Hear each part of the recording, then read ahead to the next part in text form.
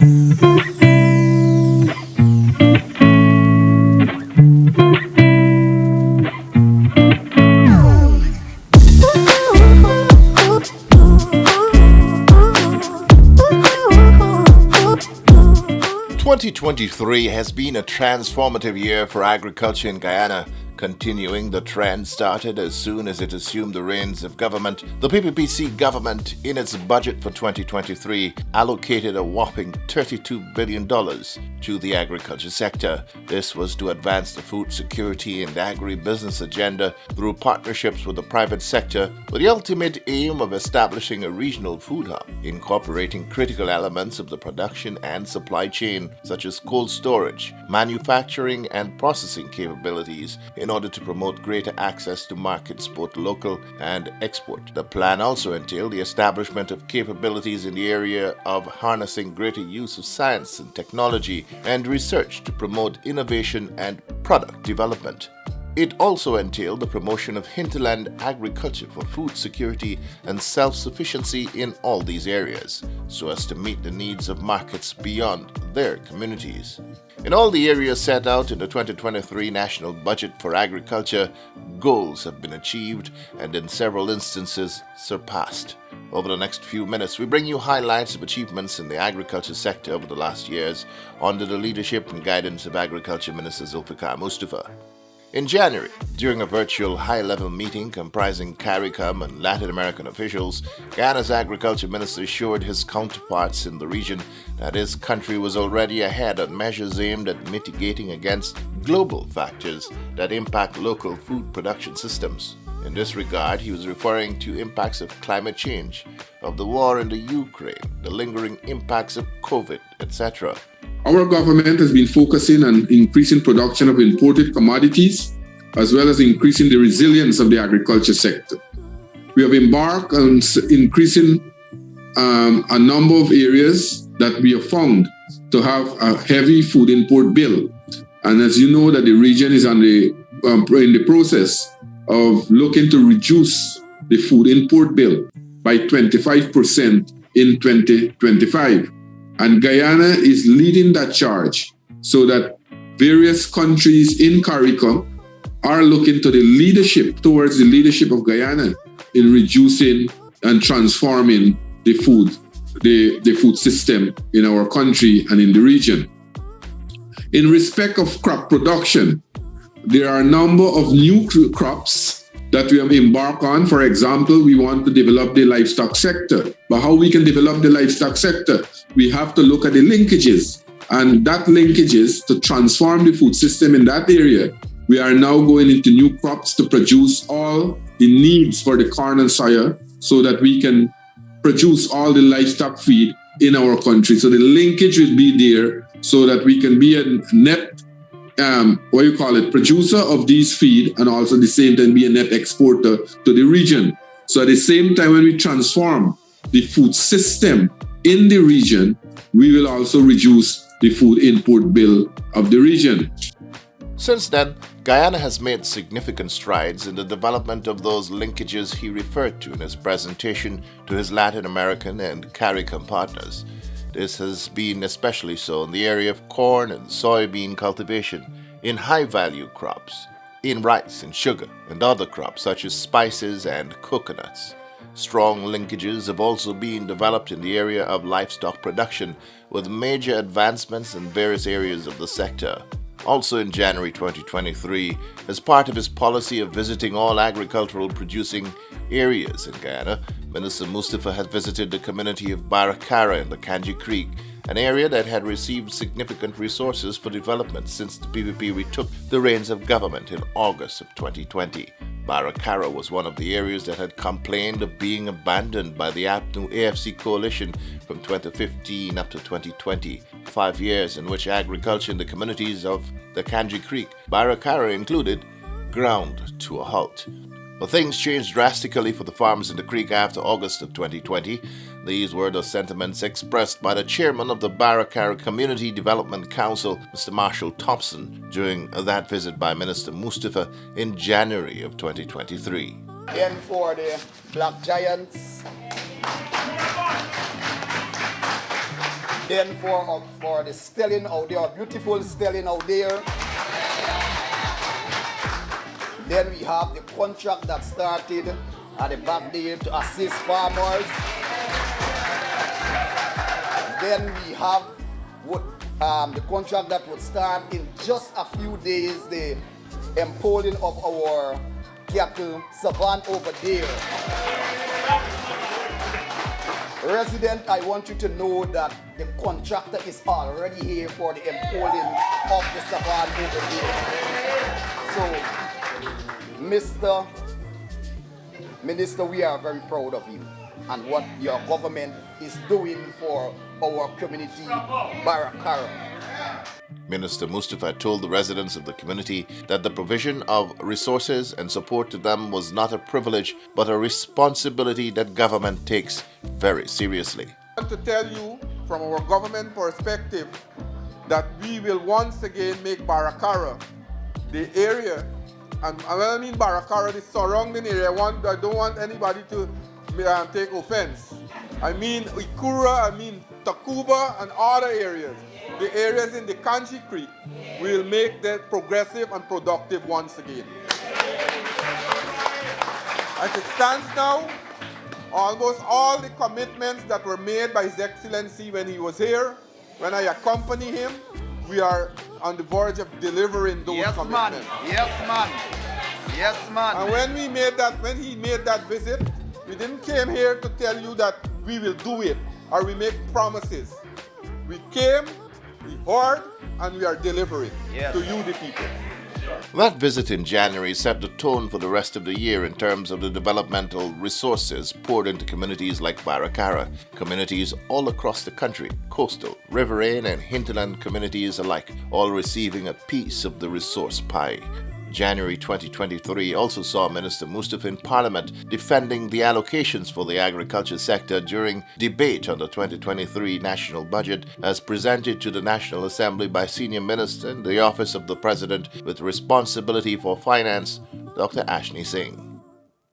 In February, Budget 2023 was approved and passed by the National Assembly, clearing the way for the business of agriculture to be advanced in earnest. It started with an aggressive training program for extension staff of the Ministry of Agriculture. From the start of his term as Minister, Minister Mustafa has emphasized the importance of ongoing training for extension staff, training that will ensure that they are more responsive to the needs of farmers in every part of the country, providing the support to farmers and ensuring a bridge between the farmers and the various agencies of the Ministry of Agriculture. Speaking about that first training session, Minister Mustafa had outlined his vision as regards the services provided by the extension arm of his ministry.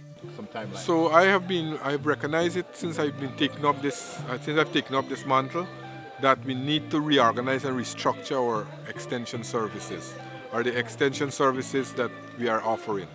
I don't think it is responsive to the needs of the farmers. Many of these officers are not accountable, and I want to ensure that we will reorganize the entire system, where we will have a central extension manager based centrally at my ministry, and we'll have regional coordinators, and these extension officers will ensure that they be more accountable.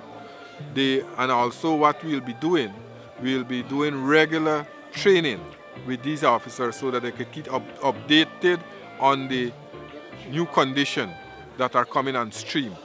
What we recognize also that there's need for our extension officers to educate the farmers in a better way. If we want to embark on new crops, if we want to diversify the sector, then the farmers have to change the way they're doing things. Right now it has a subsistence mentality, so to speak. Farmers reap the produce, take it straight to the market. We have to change that kind of culture. We have to have our extension officers more updated on the situation, what is taking place. So that is why I started the program yesterday. Over the following months, several training workshops were held across the country that exposed extension officers of the ministry to a wide range of subjects, including subject matter that related to agencies that they were not attached to, part of efforts to ensure that they can advise farmers on issues that may not pertain to the agency they represent. In March 2023, the implementation of the agriculture agenda shifted into high gear with the signing of a $1.3 billion contract for the construction of a massive pump station at Liliendal on the east coast of Demerara, part of government's flood risk management program. The contract for this project was inked with General Supplies and Services Inc., funding for which was provided by the World Bank.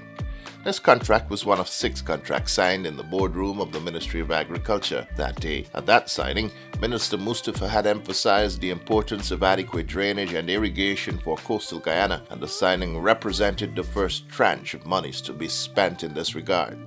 This project from the World Bank is a continuation of the government partnership with World Bank and other funding agencies to improve the drainage system in vulnerable areas. You know for a fact that Guyana over the years, and we are seeing it real now, we are seeing climate change real, and over the years we have seen a number of areas that were flooded. In 2005, Guyana here in Georgetown and the East Coast would have suffered one of the most serious floods. And then in 2021, we would have suffered the most devastating floods in the history of our country. So as a government, we are very cognizant of the fact that we have to improve our drainage system over the years, and we have been doing that. And you know for a fact both His Excellency the President and the Vice President have been talking about the improvement in our DNI system. I'm happy to say that over the last 2.5 years, we have seen a number of pump stations, new pumps, canals, cokers, sluices, and other areas that have been rehabilitated.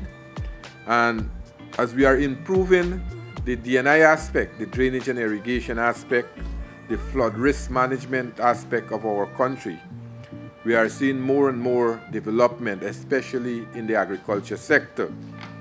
This project that was mentioned just now by the resident representative of the World Bank will aid us in the East Coast. You heard the area Ogle to Liliendal, but for me, it will help the entire Region 4, the eastern part of Region 4, and it will contribute to the easing of flooding in these areas. There were several other contracts signed that afternoon, many of which have since been completed by the assigned contractors, while others, like the Liliendal pump station, is ongoing. So today we will see a number of other structures, a number of other projects being signed, contracts signed for those projects. And the total value of the entire signing ceremony this afternoon is approximately $2 billion. And we'll be seeing the construction of revetment along the Lamaha Canal. You know for a fact that we have seen some erosion there. We'll see a construction of office and laboratory for the Guyana Food Safety Authority. And this is a very important project because as Guyana advances, we are now looking at the Food Safety Authority to be housed in one building, and all the regulations must fall under the Guyana Food Safety Authority. And the Ministry of Agriculture has that responsibility. And we'll see now the contract signed this afternoon for the construction of a laboratory and an office building at LBI on the east coast of Demerara. Also, many of you who would have listened to the budget and read the budget, you have seen that the President last year started the Youth Entrepreneurial Innovation Program for young people, and we'll continue with that this year.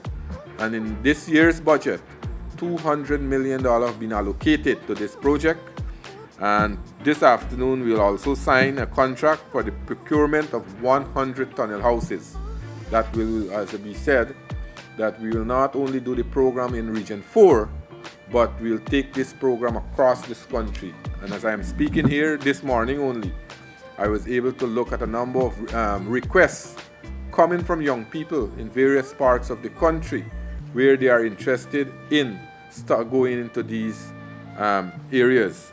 And that augurs well for us because as from the government perspective and from the Ministry of Agriculture, we are encouraging young people to be part in agriculture. We want to make agriculture more modern, less labor intensive, and I am happy to see the interest being exhibited by young people coming into the agriculture sector.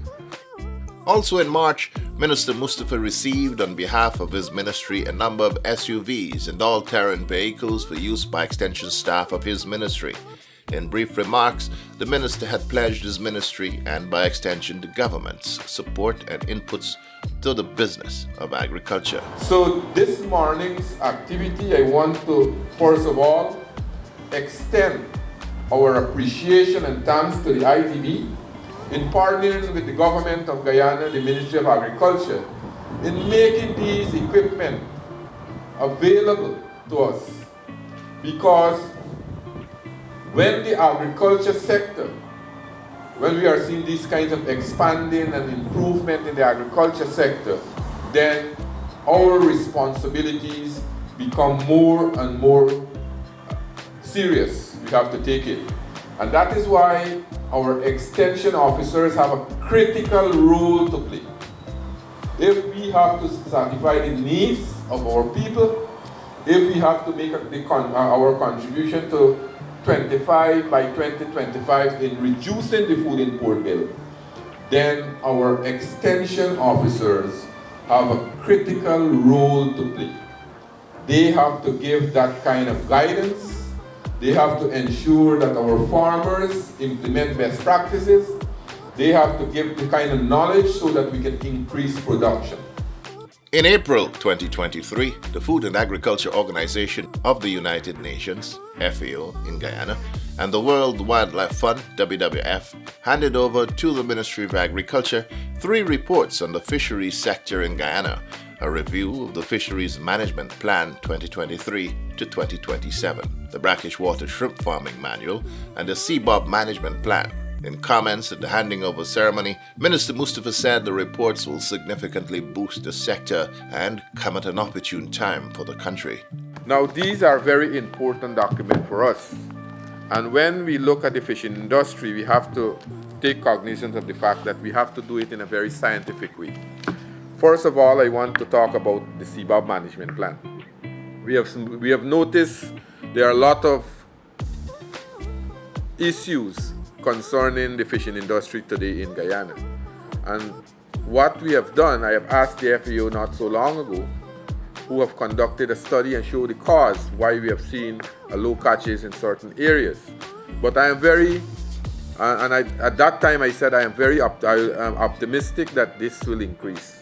And today we have been vindicated because I have had a meeting just now with the Guyana Trawlers Association, and you will see that we have seen a steep increase in catches, especially in the CBOB industry. The minister also referred to the increases in production for the brackish water shrimp, increases that continued throughout 2023. Also in April, a 2-day exercise marked the start of work on modernizing Guyana's laws governing the fisheries sector in Guyana, especially as it relates to aquaculture and inland fisheries.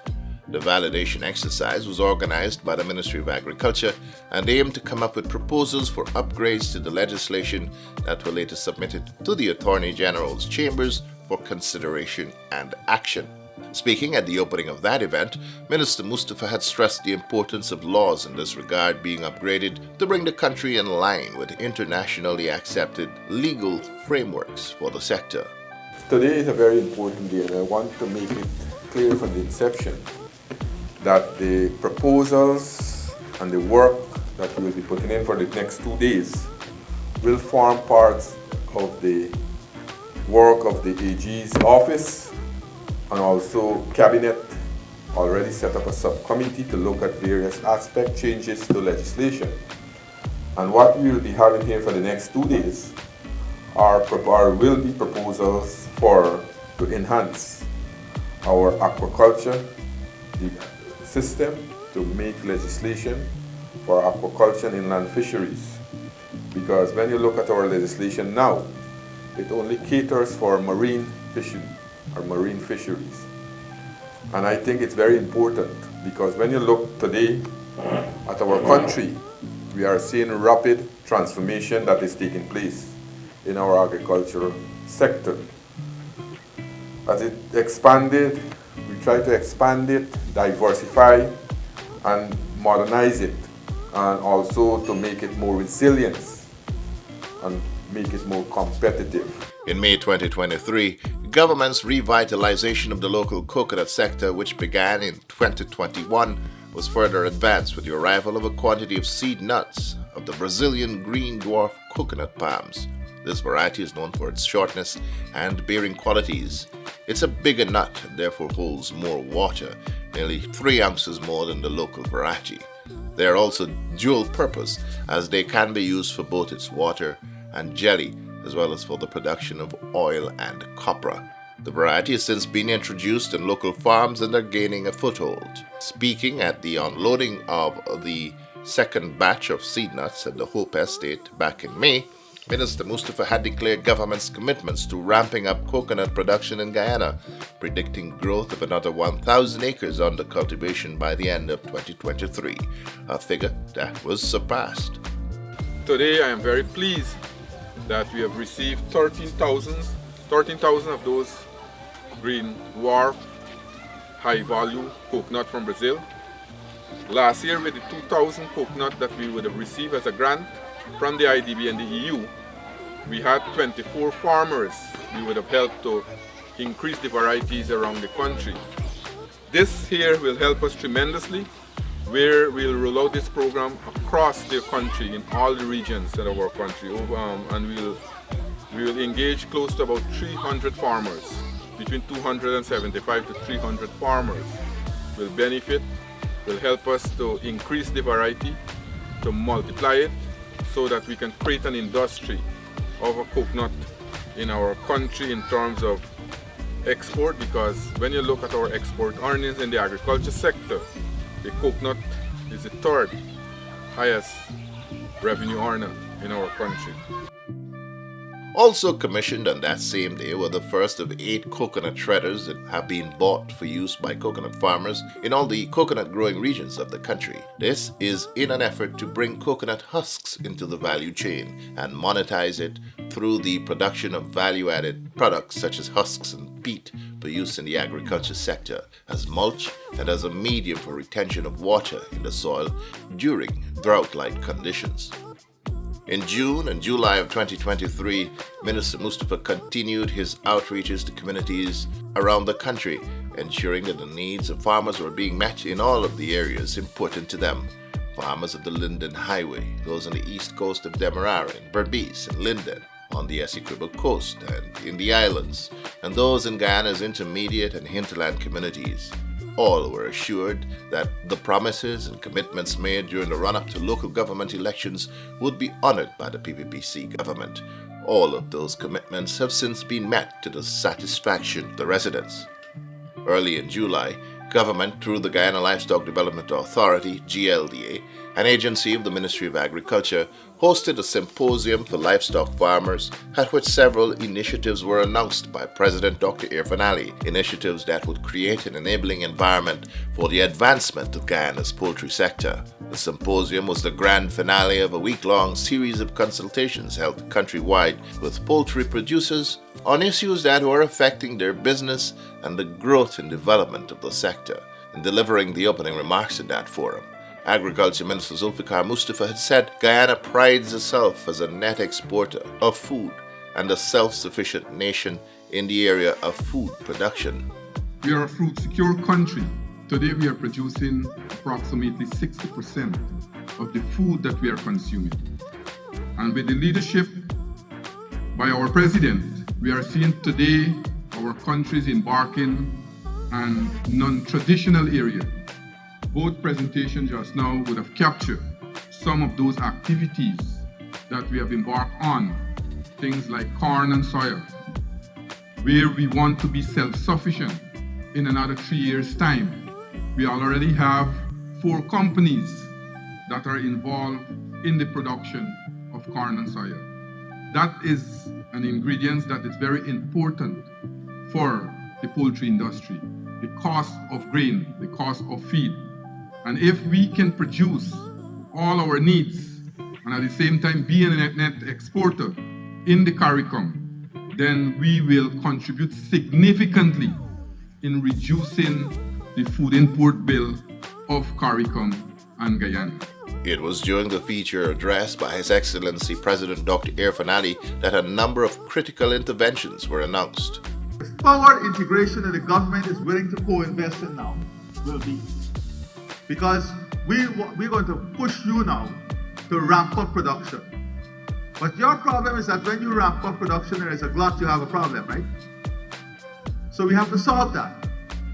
So we are going to push you to ramp up production, but on the end side of it, on the forward planning side of it, we are going to co-invest and support the cold storage facilities in the different regions. So that when you ramp up production and we have period of overproduction, we go into the cold storage.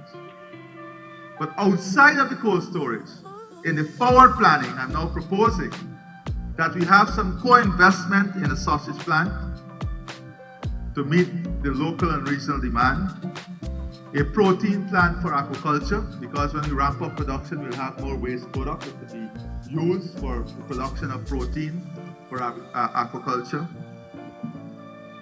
And of course, the chicken nugget facility that comes with the sausage plant. And we create, through the Guyana Marketing Corporation, from now, a brand that will now go through the region, because we have specific trade arrangements with the region. We have low-hanging opportunity in other large regional markets, like Cuba, like DR. And then of course, we have emerging potential markets in the Middle East.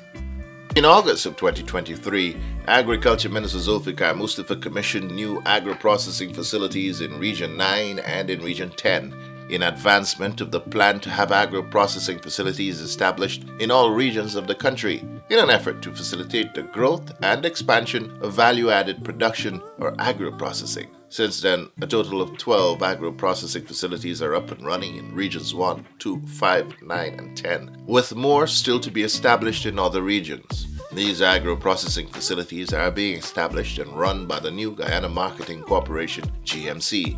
In commissioning the Wutuka facility in Linden, the Agriculture Minister stressed government's commitment to ensuring that in every aspect of agriculture there is wealth generation facilitated through the investments being made by government. We have developed a program to improve crop production. Several farming communities have been benefiting from inputs from us, tools and other inputs like seedlings, Akushian's bait, and I can name them, chemicals and other inputs that we have been giving out to farmers. I myself have visited this area a number of times. We are now transforming the landscape in Linden. As I said, that when we talk about Linden, when we talk about Region 10, especially Linden, people must not only relate it to mining now. People must relate it to agriculture. People must relate it to sports. People must relate it to mining. People must relate it to construction. That's the all-round. That's the all-round development that we are talking about. And we have started an area to build for you, to transform it and build your own conservancy where you will have enough fresh water so that you will manage your crops.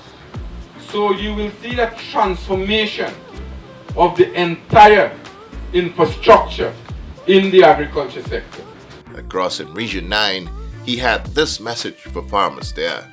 In your region, we'll have almost 4 of these agro-processing facilities that will help the farmers in these rural areas.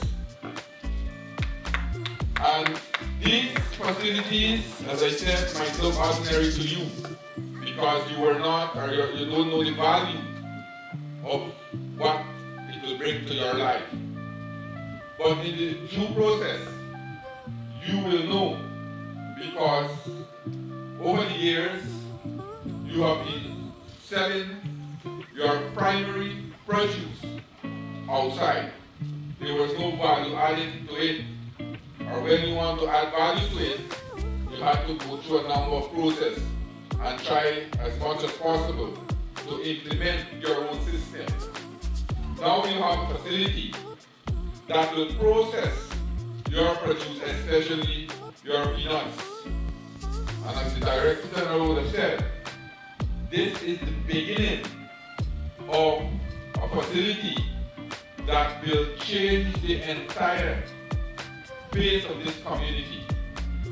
Also in August last year, 2 new cut-ahead dredges mounted on a pontoon was commissioned by the Agriculture Minister. The equipment has enabled the National Drainage and Irrigation Authority to dredge the mouth of cocas and channels across the country. Speaking during the commissioning, the minister said the new equipment is another manifestation of government's commitment to ensuring that vital drainage and irrigation structures are properly serviced with the appropriate equipment and machinery at all times. Also in August, we got our first look at what will be a feature in all 10 administrative regions of the country, that of model farms. These showcase modern farming technology that incorporates smart agriculture technology to mitigate against the unfavorable changes in climate here. The first one at Fort Wellington in Region 5 has since been commissioned, and another established and open to the public at Tarlagy on the Quarantine in Region 6. In September, government announced the rollout of a comprehensive program for the development of agriculture in the hinterland regions. This announcement was made during the annual Tushaus conference held at the Arthur Chung Convention Center. The Agriculture Minister, in his address to the Tushaus, had announced that in addition to the $2.2 billion already expended in those communities up to that time, government would be shelling out another $1.3 billion through to the end of the year. He had said that in addition to the 52,000 black giant baby chicks that had been distributed to indigenous households as of September, households that have not yet benefited will do so before the end of the year. Also in September, we got our first look at a state-of-the-art hydroponic facility set up by an Israeli investor for the growing of high-value crops for export. This facility was one coming out of the Agri-Investment Forum and Expo held in 2022. Since the minister's visit to the facility in September, at least 2 cycles of successful harvest have been realized by the investors. The 3rd Annual Agri-Investment Forum and Expo was held at the Arthur Chung Convention Center October 20 to 22 and marked the highlight of the October observance of Agriculture Month 2023. This year's event was hailed a huge success with several heads of state in attendance. In remarks during the opening session, Agriculture Minister Zulfikar Mustafa said that the investments in agriculture are investments in the very bedrock of our nation. This forum represents not just a meeting of minds, but a profound commitment to the future of agriculture in the Caribbean, a future that hinges on the critical importance of investment. Investments in agriculture are investment in the very bedrock of our nations. They are the seed of growth, the food for innovation, and the key to unlocking the vast potential of the agriculture sector.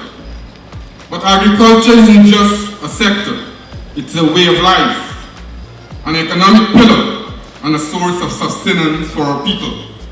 Thus, our pursuit of investment in agriculture is a pursuit of resilience, prosperity, and food security. During the working sessions of the Investment Forum, the Ministry of Agriculture announced the launch of its latest specialty variety of paddy, one that was fortified with zinc through a collaboration between the Ministry and the Inter-American Institute for Cooperation on Agriculture, ICA. This new variety, dubbed GRDB ICA 17, is now part of the lineup of varieties being cultivated for the first crop of 2024. Also announced during the Agri Forum and Expo was a partnership between Exxon and the Greater Guyana Initiative, through which some $4 million is now available to youths across the country who are interested in getting involved in agriculture. This project was dubbed the Agriculture Innovation Initiative. The program is currently being rolled out. Another major development during the Agri Investment Forum and Expo was the signing of a Memorandum of Understanding between Guyana and Cuba, through which that country will provide technical support to Guyana in key areas of agriculture and forestry, apiculture, agriculture and vegetable products, livestock and animal products, among other areas of interest. Earlier in October, the New Guyana Marketing Corporation, GMC, celebrated the 11th year of service of the Guyana Shop at Robb and Alexander Streets, Georgetown. During a simple ceremony outside the facility, Agriculture Minister Zulfikar Mustafa lauded the achievements of the shop and by extension the new GMC in marketing locally manufactured products, bringing them to not only national but regional and international prominence. He had noted that the agro-processing sector in Guyana has been growing rapidly over the past years and will continue to do so at an ever-increasing rate as government continues to pour in the resources needed to propel the sector. Among the many interventions have been the establishment of agro-processing facilities across the country. A total of 12 were completed as at the end of 2023. Also in October, Takama Gold Inc., the local conglomerate that have invested in Guyana's Takama savannas for the cultivation of corn and soybean, reported another successful harvest of grains, forecasting the largest crop to be sown early in this new year. Government investment in the project has realized 47 miles of road from Aichuni all the way to the Berbice River, where a drying and storage facility along with a wharf was constructed for use by the company. The work of Takama Gold and other companies that have since invested in the growing of corn and soybean has already resulted in a reduction in the imports of the grain required for use in the production of local stock feed. October was also the month in which the first of several model farms was commissioned by Agriculture Minister Zulfikar Mustafa at Fort Wellington, West Coast, Berbice. And you will want to say, why is a model farm so important? Well, it's very, very important because of the vision that the government has in terms of moving food production to a different level, a new level. And we are here this afternoon partnering with the IDB to commission this project. And this is one of several of the projects that we'll be commissioning across this country. We have projects like these in Region 2, or we'll be having projects like these in Region 2, Region 3, Region 4, Region 6, and other regions across our country. This project is testament to the unwavering dedication of our government to foster innovation, resilience, and sustainability within the agriculture sector. The model farm features vegetable production systems such as drip irrigation and fertigation, production and use of vermicompost, etc. It also features livestock production systems for cattle, swine, and small ruminants, as well as poultry production systems. In this regard, the farm showcases best practice in the construction and layout of pens, feeding systems, etc. A similar model farm has since been opened in Tarlaji on the Caribbean. In November, Agriculture Minister Mustafa announced that there will be major upgrades to the Guyana School of Agriculture, bringing it in line with internationally recognized institutions of similar nature. More importantly, in my recent visit to Costa Rica with His Excellency, the government of Guyana and ICA agreed that we would develop a center of excellence for young people here in Guyana and across the region. The Guyana School of Agriculture will be transformed into an ICA Guyana Center of Excellence for studies in the field of agriculture, focusing on innovation and resilience. Just last week, the first mission was here, and in the coming months with ICA, we will be implementing this program. The announcement was made during this year's graduation exercise for students at the GSA at its Monrepo campus. November was also the month in which the much-anticipated start of production of the reopened Rose Hall estate got underway, with the entity producing just over 1,030 tons of sugar by year-end. Reopening of the Rose Hall estate has resulted in a rehiring of fired sugar workers and employment of some 1,400 persons, resulting in a return to viability of the communities of Kanji that depend on sugar for its livelihood.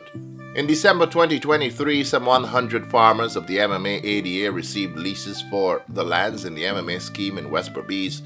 The distribution of the leases formed part of open day activities of the entity at its Onbowak head office. Speaking at that event, the Agriculture Minister had lamented the practice by some unscrupulous leasees based overseas who are subletting their lands at exorbitant rates, as much as $30,000 per acre per crop, even though all they pay to the MMA is $3,500 per acre annually, a fee that is inclusive of D&I and land rental fees. He had indicated that these leases are currently under review by the board of directors of the MMA with a view to rescinding those that are found to be in breach of the rules under which state lands are leased. Also in December, we heard that the new state-of-the-art abattoir at Onderwak was 80% completed. This is critical to the modernization of the local livestock sector and is the first of several similar facilities to be established around the country.